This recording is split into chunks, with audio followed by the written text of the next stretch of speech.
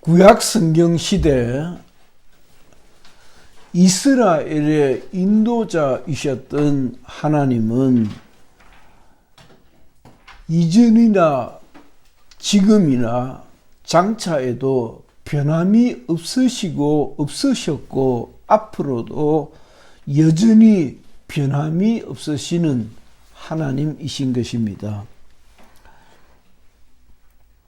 아브라함이라고 하는 청년을 선택하셔서 하나님께서 하나님이 쓰시는 하나님의 사람으로 삼으시고 그 아브라함을 통해서 큰 민족을 이루고 바다에 모래알같이 많은 민족을 내가 이루겠다 그렇게 약속하시고 또 아주 넓은 땅 강력한 나라를 세울 것이라고 그렇게 약속하셨습니다. 그 약속을 받았던 하나님의 백성, 하나님의 사람들이 부지런히 하나님의 뜻대로 살기를 기뻐하고 그 하나님을 의지하고 살았어요.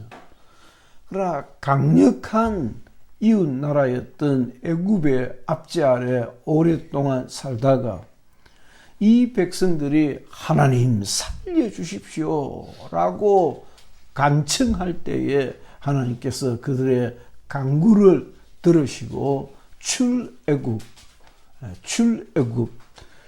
애굽에서 해방을 시켜주셨어요. 그리고는 드디어 하나님께서 약속하신 그 약속의 땅으로 들어가게 됩니다. 그래서 홍해라는 만만치 않은 강을 건너서 하나님께서 약속하신 그 땅에서 또 한동안 살아갑니다.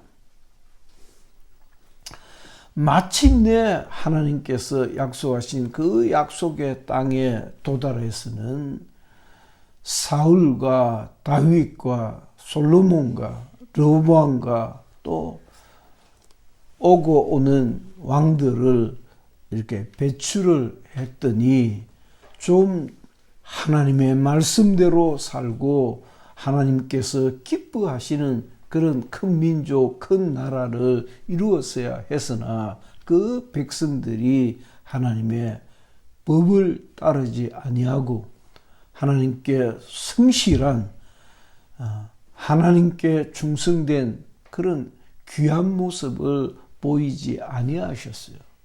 그래서 그렇게 용서고 바랐던 나라를 세우기는 했지만은 그 나라는 쫙딱 남북으로 나누어진 나라는 쫄딱 망해버렸어요. 북이스라엘이 먼저 망하고 남유다도 마침내 망해서 바벨론 포로로 잡혀가게 됩니다. 하나님은 변함이 없으신 분이시다는 말씀을 먼저 드렸습니다. 하나님은 변함이 없으신 분이십니다. 아브라함을 아브라함 삼으신 하나님께서 그 민족을 바닷가에 모래알같이 큰 민족, 많은 백성들로 삼으시고 약속의 땅에 인도하시겠다는 그 하나님은 바벨론 포로로 잡혀가 있을 동안에도 여전히 하나님은 하나님이셨다는 것이에요. 이스라엘에게 여호와 하나님은 주 여호와 우리 하나님이셨어요. 우리가 예수님을 부를 때에 주 예수 그리스도라고도 하고 예수 그리스도라고도 하고 그리스도 예수라고도 하고 여러 가지 이렇게 좀 다른 명칭을 가지고 부릅니다. 그와 같이 예수는 나사렛 청년의 이름이었고 예수는 나사렛 청년의 이름이었지만은 하나님께서 그 이름을 예수라 하라라고 붙여주신 하나님께서 부여하신 나사렛 청년의 이름이고 그리스도는 기름 부음을 받은 이라는 뜻의 보통 명사예요. 그러니까 기름 부음을 받은 예수라는 뜻이에요. 여호와라는 말이 그런 말입니다. 여호와는 하나님이 함께 하시는 하나님이라는 뜻인데, 여호와라는 설명을 꽤 적잖이 여러분들에게 했습니다. 여호와는 스스로 계시는 하나님이지 않겠는가라고 성경학자들은 그렇게 추정을 합니다. 그 스스로 계시는 하나님이 아도나이라는 보통 명사를 가지고 같이 와요. 아도나이가 주라는 뜻입니다. 그러니까 주 여호와, 아도나이 여호와는 주님은 우리와 함께 하신다. 언제 어느 때나 우리 곁에서 우리를 지키시고 우리를 인도하시고, 설상 우리가 정말 하나님을 실망시키고 그 말씀대로 살지 못할 때조차도 하나님은 여전히 그 이스라엘의 하나님이셨다는 것이에요. 큰 민족을 이루고 내가 내게 복을 주겠다라고 하신 하나님의 약속이 깨어진 죄가 적이 없다 이 말이에요. 그 백성이 그렇게 애를 먹이고 그렇게 말씀대로 살지 아니하고 하나님과의 약속을 어겼다 할지라도 하나님은 속 상하시겠지. 속 상하셔도 여전히 그 하나님은 이스라엘의 하나님으로 계셨던 것이었어요.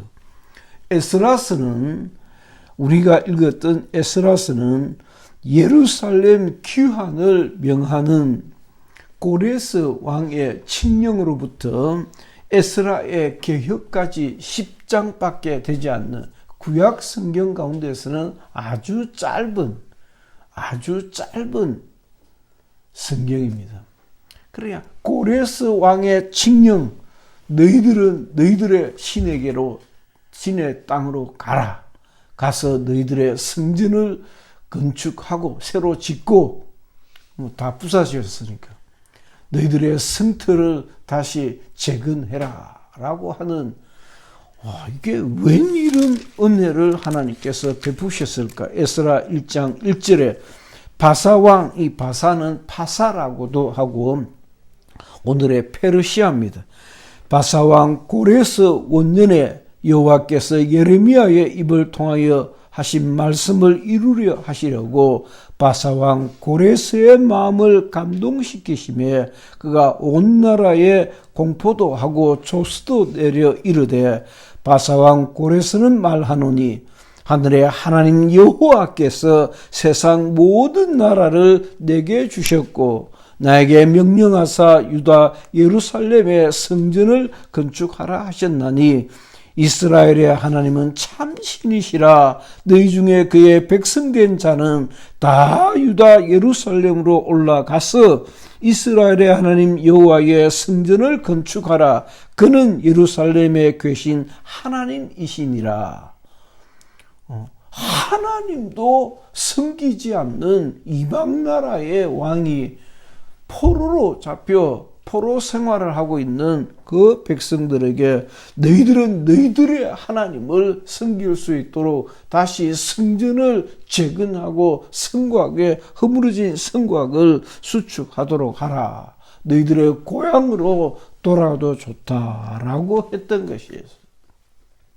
바벨론 포로는 주보에 쓰여진 것과 같이 3차에 걸쳐서 바벨론의 포로로 끌려갔습니다. 예루살렘 귀환도 3차에 걸쳐서 고향으로 돌아오게 됩니다. 에스라스는 그 에스라라고 하는 성경학자를 통해서 하나님께서 얼마나 언제나 변함없이 이스라엘을 사랑하고 계시는 것을 우리에게 보여줍니다. 하나님의 아들 예수 그리스도는 어제나 오늘이나 영원토록 동일하신 하나님이셔요. 하나님께서 변함없이 우리를 사랑하신 같이 본질상 동등하신 하나님의 아들 예수 그리스도께서도 여전히 우리와 함께 우리 곁에서 우리를 사랑하시고 우리의 신음소리를 들으시고 우리가 하는 이쁜 짓도 기뻐하시고 우리가 속상하게 하면 하나님께서 대단히 속상해 하시면서도 우리를 지켜보고 계신다는 것이에요. 그 에스라서를 통하여서 우리는 하나님의 성품과 하나님께서 하시는 하나님의 역사를 볼 수가 있어요. 참 성경은 우리가 신앙생활을 하면서 경험하는 가장 큰 보배 중에 보배라 그렇다 싶습니다. 성경이 없었으면, 성경이라고 하는 이 보배가 없었으면 우리가 어떻게 하나님을 더듬어 찾아갈 수 있었을까? 우리가 어떤 확신을 가질 수 있었을까? 구약 성경 에스라를 통하여 하나님께서는 두 가지를 우리에게 보여주십니다. 그러니까 에스라는 마치 이스라엘이 바벨론 포로로 잡혀가서 왜 우리가 포로로 잡혀와야 했던가라고 자신들을 돌아봅니다. 그러니까 반성문격인 하나님의 말씀이에요. 이스라엘의 반성을 통하여서 하나님은 우리에게 경고하시고 지도하시고 가르치시고 인도하여 주시는 것이에요. 에스라는 우리에게 두 가지를 통하여 우리를 돌아보게 합니다. 첫째는 에스라 초두에는 성전 재건의 역사가 기록되어 있습니다. 1장에서부터 6장까지예요. 아주 한 장마다도 별로 절수가 많지 않는, 얼마든지 한 15분 정도면 다 읽을 수 있는 그런 짧은 분량입니다. 자, 70년 동안, 정확히 70년 동안 포로 생활을 했으니까 우리가 일제 36년 동안 일제의 강점기 아래 놓여 있었는데 한 70년 지났으니까 이제는 먹고 살만한 거예요. 한 70년 지났으니까 그 고도로 발달한 바벨론 문화에 익숙해가지고 이제 좀 살만한데, 이제 좀 익숙해서 지낼만한데, 고레스 왕이 너희들의 고향으로 돌아가서 너희들의 하나님께 예배하고 너희들이 성전을 건축하도록 하라라고 큰 칙령을 내렸을 때에 이스라엘은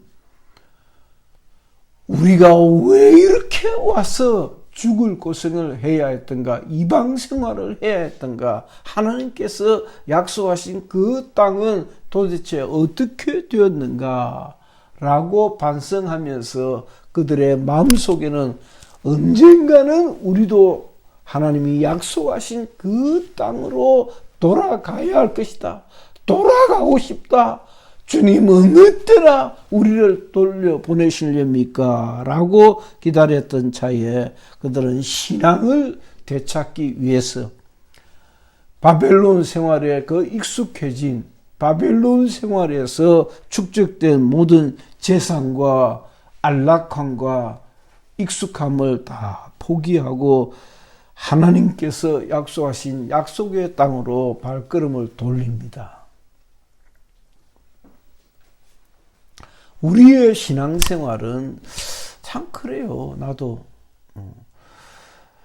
주보에서도 몇 번 그렇게 썼지만은 난 정말 그렇게 생각을 했습니다. 그런 신앙생활이 삶의 전부였던 지난날이었기 때문에 그것은 내가 열심히 굉장히 잘했다는 것이 아니고 그냥 신앙이 삶의 전부였단 말이에요. 전부였는데, 나이 들면 어떻게 믿음을 잘 간직할 수 있을까? 또 신학교 생활, 전도사 생활, 또 소장 목사로서 이렇게 나이 들어가면서 정말 바람직하지 못한 많은 저명한 목사님들의 그 결과를 보면서 야, 때는 저 새끼들 하나님 없다는 거 눈치챘구나. 그러지 않고서야 저렇게 망령된 짓을 할까? 정말 그렇게도 생각했어요. 하나님이 있다고 생각하면 어찌 저렇게 할 수가 있을까? 하늘의 소망을 전하면서 어떻게 저렇게 부끄러운 짓을 하고 그 명성에 오염, 똥칠을 할 수 있을까? 그런데 그렇지 않더라고요. 어떤 친구 목사가 같이 신앙을 하고 생각을 키워왔던 친구 목사가 그런 얘기를 합니다. 그 친구는 지금 미국 시카고에 있는데 이 목사가 목회를 크게 성공했으면 어쩜 지금같이 그렇게 겸손한 자세가 아니었을는지 몰라라고 참 뼈 있는 이야기를 하더라고요. 나 뜨끔하더라고. 정말 목회가 일치월장하고 등 따시고 배부르면 내가 나를 돌아볼 수 있는 기회가 좀 적었을는지 모르겠습니다. 그러나 목회가 2단 소리 듣고 3단 소리 듣고 여의치 않는 세월들을 많이 보내어서 그런지 내 마음은 한없이 겸손해지고 하나님을 바라고 의지하고 하나님 없이는 순간도 정말 살아갈 수 없을 것 같은 그런 절박함이 여전하다니요. 날이면 날이 갈수록 더 깊어져 가는 것을 보고 다행이다. 50수년째 신앙생활을 해도 내가 처음 신앙생활을 했던 그 못지않게 순수함을 유지할 수 있고 하나님에 대한 사랑과 하나님의 나라에 대한 그리움을 유지할 수 있다는 것이 얼마나 감사한지 모르겠어요. 이스라엘 사람들에게 예루살렘 성전은 그야말로 드림이었어요. 꿈이었어요. 그 솔로몬 성전이야말로 그 유다 백성들에게 순간도 잊을 수 없는 바벨론 포로로 잡혀갔지만은 하루에도 3번 그 고향 땅 성전을 보고서는 성전을 향해서 큰 절을 하면서 여호와를 기억하고 그들은 믿음을 재촉했던 것이었어요. 돌아가야 된다.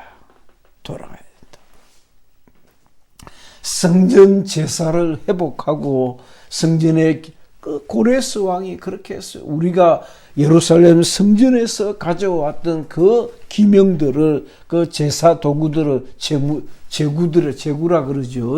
제사에 쓰는 기구들을 다 돌려보내주라. 다 끌고 와서 다시 성전에서 제사를 드리는 것이 그들의 드림이었다며. 꿈이었다 이 말이에요. 언젠가 우리가 돌아갈 수 있을까라고 수많은 해방에도 불구하고 이방 나라들이 해방을 하고 심지어 북이스라엘 족속들이 우리도 좀 같이 성전 짓는데 같이 일할게. 너희들의 하나님을 우리도 좀 도와줄게 하니까 싫다. 그건 사실 돕고 싶어서 돕는 거는 도와주겠다 한 건 아니었고 성경에 보면 회방하려고 중간에 끼어가지고 회방하려고 그걸 눈치채고는 아니 우리가 할 일이다 라고 끼어들지 못하게 하고는 가진 회방과 공작에도 불구하고 그들은 성전 복구 사업을 계속합니다. 그래서 또 형편이 여의치 않아서 계속 할 수 없었다 한 15년 정도 쉬었다가 그리고는 마침내 또 성공을 하게 됩니다. 성전 재건을 향한 그들의 마음이 곧 믿음이었어요. 그래서 참 한국 교회는 애정이, 미움과 사랑이 교차한다 할 수 있어요. 한국 교회에 쏟아부은 성도들과 장로님, 특별히 장로님들, 참 훌륭한 권사님들의 그 눈물과 재산은 이루 다 형언할 수 없을 정도로 큰 것이었어요. 서울에 뭐 하는 어떤 교회들은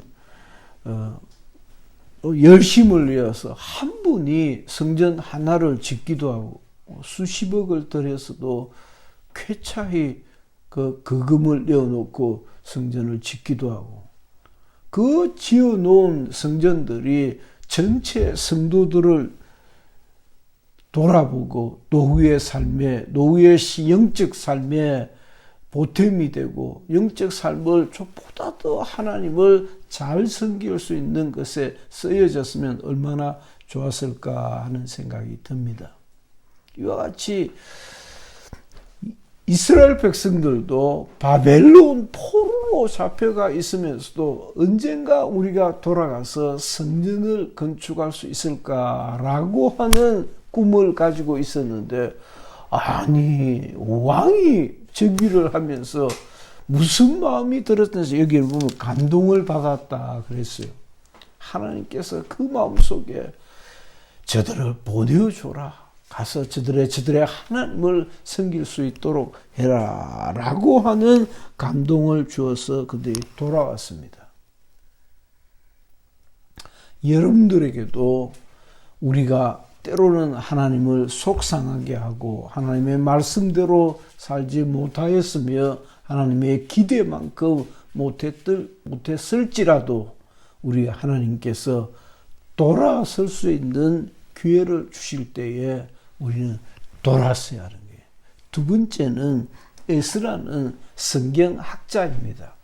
성경학사라고 이렇게 기록이 되어 있습니다. 성경에 달통한 이 에스라는 율법에 기초해서, 율법에 근거해서 우리가 어떻게 돌아가야 할 것인지를 잘 알고 있었습니다. 그리고는 자기를 지지하는 소수의 경건한 무리들을 데리고 개혁을 단행합니다. 무슨 개혁? 종교 개혁을 단행합니다. 그중 어뜸이 오늘 읽은 본문에도 사실 9장 후반에 잘 나와 있습니다. 13절에도 우리의 악한 행실과 큰 죄로 말미암아 이 모든 일을 당하였사오니 우리 하나님이 우리 죄악보다 형벌을 가볍게 하시고 이만큼 백성을 남겨주셨사오나 우리가 어찌 다시 주의 계명을 거역하고 이 가증한 백성들과 통혼하오리까? 그리하면 주께서 어찌 우리를 멸하시고 남아 피할 자가 없도록 진멸하시지 아니하시리까? 이스라엘의 하나님 여호와여, 주는 의로우시니 우리가 남아 피한 것이 오늘날과 같사옵거늘 도리어 주께 범죄하였사오니 이로 말미암아 주 앞에 한 사람도 감히 서지 못하겠나이다 하니라. 그래, 이스라엘이라고 하나는 하나님의 택한 백성들이 바벨론 포로로 잡혀가서는 바벨론 사람들과 또 통혼하고, 가나안 땅에 있을 때부터 그랬지. 가나안 족속들과 섞여버려서 북이스라엘은 시도 없이 말라버렸다고 그랬잖아요. 400년 지나도록 시도 없이 말라버렸다고. 우리가 이방 족속과 통혼하여 악한 행실과 큰 죄를 지었습니다 라고 할 때에 에스라는 어찌 그렇게 할 수 있을까 싶은 생각도 조금 들기는 해요. 에스라가 하나님의 성전 앞에 엎드려 울며 기도하여 죄를 자복할 때에 많은 백성이 크게 통곡하며 이스라엘 중에서 백성의 남녀와 어린아이의 큰 무리가 그 앞에 모인지라. 2절에 보면 우리 하나님께 범죄하여 이 땅 이방 여자를 맞이하여 아들로 삼았사오니 이스라엘에게 아직도 소망이 있나니. 이방 족속과 통혼하여 하나님의 백성들의 그 순결함이 이미 무너졌지만은 그러나 아직도 우리에게 참 인상 깊어요. 10장 2절에 이스라엘에게 아직도 소망이 있나니 소망을 발견했어요. 이미 하나님을 떠났고 이미 이스라엘 그 택함 받은 백성들의 순수성이 혈통이 무너졌지만은 그럼에도 아직 희망이 남아 있는 것을 저들이 보았던 것이에요. 아무튼 에스라는 거대한 개혁을 단행합니다. 극도로 혼탁해진 이스라엘의 혈통을 정결하게 회복시키려 합니다. 말씀에 의지해서 회개를 촉구하고 칼로 단칼에 베어버리듯이 이 이방 아내와 그 소생들마저도 다 내쫓기로. 참 그렇게 우리는 오늘날 시각에서 보면 그래도 그렇지. 그래도 자기 자식 소생들인데 이방 족속이라고 다 내쫓아버리면 그게 도리가 맞나? 그건 인간적인 도리이고 하나님께서는 그렇게 하라고 거룩한 백성으로 살아갈 것을 그렇게 얘기를 했었어요. 자, 이와 같이 그 살고 있는 여인과 그 소생들마저 다 쫓아버려 하는 에스라의 개혁의 종합판이 뒤에 나옵니다. 참 마음이 찡할 정도로 그렇게 나와요. 다 그 이름 18절에 보면 이방 여자와 결혼한 남자들의 이름까지 족보 그대로 나오면서 그들이 얼마나 많은 죄를 지었으며 하나님을 떠나버렸던가 그 이름자까지 다 새겨놨어요. 만일 우리가 하나님의 뜻대로 살지 못하면 하나님께서 기록하시는 그 기록판에 이렇게 마치 성경에 그 이름자가 남아서 나와 여러분들이 다 읽고 이와 같은 자손들과 그 자손에 속한 이들이 쫓겨났구나 라고 읽을 수 있듯이 우리의 행실은 하나님의 기록판에 기록되지 않았을까요? 하나님의 역사는 여전히 계속되고 있고 때로는 하나님께서 호통을 치시지만은 그보다 더 많은 때에 우리 하나님께서 우리에게 소망을 주시고 돌아설 수 있는 기회를 주셔서 돌아서게 하시는 것입니다. 여러분들이 신앙생활을 해오면서 마음같이 안 했던 때가 없지 않았을 것입니다. 내가 참 이렇게 살아야 했으나 이렇게 살고 싶었으나 그렇게 살지 못했던 적도 없지 않았을 것입니다.